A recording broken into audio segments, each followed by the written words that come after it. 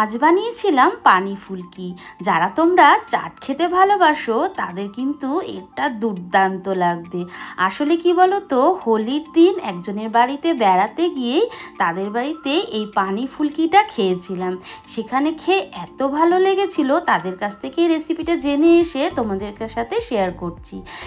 নিয়েছিলাম এক মুঠো ধনে পাতা, কিছুটা পুদিনা পাতা, দুটো কাঁচা লঙ্কা, একটু আদা আর তেঁতুলের পাল্প। তেঁতুলটাকে ভিজিয়ে রেখে তার থেকে পাল্পটা বের করে নিয়েছিলাম আর তার সাথে দিয়েছিলাম নুন, দিয়ে পেস্ট করে নিয়েছিলাম। তোমরা যদি তোমাদের কাছে একটু বিট নুন থাকে তাহলে বিট নুনটাও একটু দিতে পারো, বেশ চটপটা লাগবে। এরপর পেস্টটা একটা পাত্রের মধ্যে ঢেলে নিয়ে, যেহেতু মিক্সার জারের মধ্যে বেশ অনেকটাই লেগেছিল তাই একটু জল দিয়েও একটু তার মধ্যে মিশিয়ে দিলাম। আর দেখো, বেশ কিছুটা মুগ ডাল আমি আগের দিন রাতেই কিন্তু ভিজিয়ে রেখেছিলাম, সেটাকে পেস্ট করব, একদম জল ছাড়া পেস্ট করে নেব।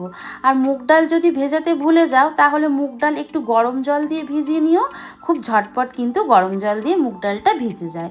আর এদিকে দেখো একটা মশলা রেডি করব, সম পরিমাণে ধনে, জিরে আর মৌরি, আর খুব সামান্য জোয়ান দেবো, মানে একটা চামচ করে যে মেপেছিলাম তার হাফেরও হাফ দিয়েছি জোয়ান, একটু গোলমরিচ আর একটা শুকনো লঙ্কা। গোলমরিচ আর শুকনো লঙ্কাটা নিজেদের ঝালের পরিমাণ অনুযায়ী দিয়ে নেবে, দিয়ে শুকনো এটাকে একটু ভেজে নেব। খুব বেশি কিন্তু পুড়িয়ে ফেলবে না, তাহলে মানে যে গন্ধটা কিন্তু নষ্ট হয়ে যাবে। তো মশলাটা ভালো করে ভেজে নেওয়ার পর ভালো করে গুঁড়ো করে নেব। আর ডালটা দেখো বেটেছি একদম শুকনো শুকনো, তার মধ্যে নুন, একটু হলুদ গুঁড়ো, একটু লঙ্কার গুঁড়ো আর একটু জোয়ান হাতে একটু ঘষে দিয়ে দেবো। যেহেতু ডালের জিনিস, জোয়ান দিলে কিন্তু হজমের সময় কোনো রকম সমস্যা হবে না। এবার ডালটাকে না খুব ভালো করে বেশ কিছুক্ষণ ফেটিয়ে নেব। ডালটা যত ভালো করে ফেটানো যাবে ফুলকিগুলো কিন্তু তত সফট আর ফুলকো ফুলকো হবে। তো এরপর দেখো ওই মশলাটা কিন্তু আমি ফেটানোর সময় দিতে ভুলে গেছিলাম, তাই যে মশলাটা করেছিলাম সেখান থেকে এক চামচের থেকেও একটু কম মশলাটা দিয়ে নিয়েছি, দিয়ে আবারও ভালো করে একটু ফেটিয়ে নেব।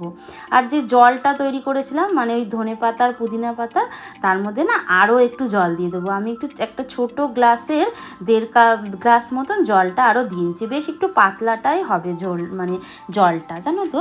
এরপর এর মধ্যে অর্ধেক পাতিলেবুর রস আর একটু নুন দিয়ে দিয়েছি। যেহেতু আমি বিট নুন দিইনি তাই আরও একটু নুন দিলাম। তোমরা যদি বিট নুন দাও তাহলে নুনটা সেই বুঝে দিয়ে নেবে। তারপর একটা পেঁয়াজ কুচি, একটু কাঁচা লঙ্কা, স্বাদটাকে একটু ব্যালেন্সের জন্য একটু চিনি দিলাম।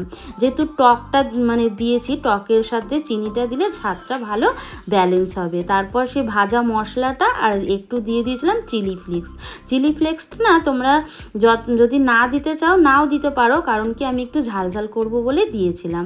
আর একটা দিয়েছিলাম গন্ধরাজ লেবু, একটু স্লাইস করে দিয়েছি যাতে গন্ধটা ভীষণ ভালো হয় তার জন্য। আর একটু ধনে পাতা কুচি আর পুদিনা পাতা কুচি আরও একটু দিয়ে দিলাম। আর একটু নুনটাও না টেস্ট করে নিলাম, যে নুন একটু মিষ্টিটা কীরকম আছে, স্বাদটাকে একটু চেক করে নিলাম। তো এরপর যে ডালটাকে বেটে রেখেছিলাম তার মধ্যে সামান্য একটু বেকিং সোডা দিয়ে ভালো করে আবারও একটু মিশিয়ে নেব। বেকিং সোডাটা দিলে না ফুলকিগুলো যে তৈরি হবে বেশ ফুলকো ফুলকো তৈরি হবে। এরপর কড়াইতে বেশ কিছুটা সাদা তেল গরম করে নিয়ে বড়ার আকারে ফুলকিগুলোকে তৈরি করে নেব। খুব বেশি বড় করবে না, ফুলকিগুলো একটু ছোট ছোট করবে, খেতে বেশি ভালো লাগে। তো এইভাবে ফুলকিগুলোকে উল্টে পাল্টে একটু ভেজে নেব। হাই হিটে কিন্তু বড়াগুলো ভাজবে না, লো আছে ভাজলে না বেশ তেল টেনে নেবে, তখন আর খেতে কিন্তু ভালো লাগবে না। এইভাবে বড়াগুলো ভেজে গরম গরম ফুলকিগুলো জলের মধ্যে দিয়ে দেবো, যে জলটা তৈরি করেছিলাম। আর এই জলটা দিয়ে না ফুচকাও কিন্তু দারুণ লাগে, জানো তো। এরপর ওপর থেকে একটু পেঁয়াজ কুচি, আবারও একটু ধনে পাতা কুচি, ব্যাস এটাকে বেশ কিছুক্ষণ একটু রেখে দেবো।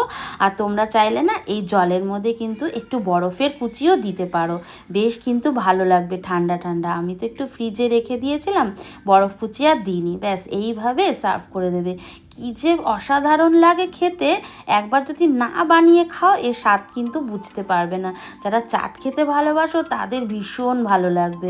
তো আমাদের তো ভীষণ ভালো লেগেছিল, তাই তোমাদের সাথে শেয়ার করলাম।